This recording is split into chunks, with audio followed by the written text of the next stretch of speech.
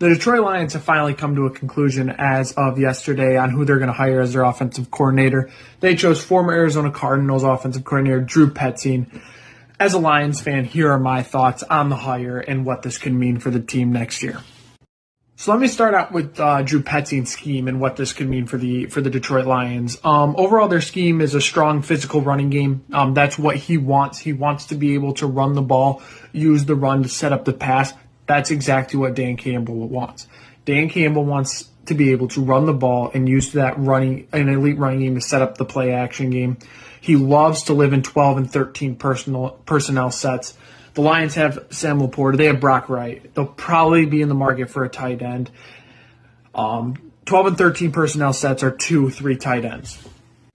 Here's a little bit of history about them.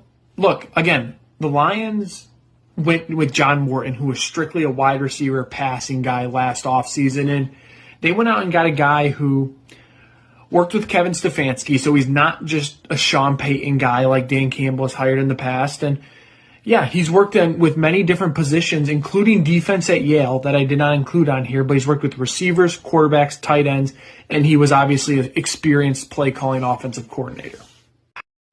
So yeah, here are his offensive numbers in 2023 and 2024 with the Arizona Cardinals and their rank in the NFL.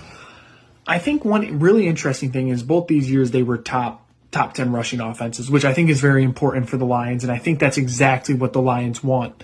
I think he's never had great passing success, which is, I think, mainly a quarterback thing, but that's also not his strength necessarily. He really likes to run the football. And I didn't include it on here, but he loves using play action, which plays perfectly to Jared Goff's strengths. However, with the good, you also get the bad. And in 2025, it was not great, right? They weren't great at running the football. They didn't really score many points. It was just kind of an overall disaster year for the Arizona Cardinals. And you can blame, like, I saw the laundry list of injuries, but yeah, as a Lions fan, I'm concerned about that because I want my offensive coordinator to have success every single year, but he didn't this year, the most recent year. So that's something to always think about and take into caution with this hire. So overall, I'm going to give this grade a B. It wasn't my first choice. It wasn't my second choice. It wasn't even my third choice. He wasn't really on my radar, but after the research I kind of did on him, I really like his run-centric approach. I like his play-action approach. I think he fits what Dan Campbell wants, coaches multiple positions. And for the Lions, just kind of in general, I don't think offensive coordinator is the biggest problem.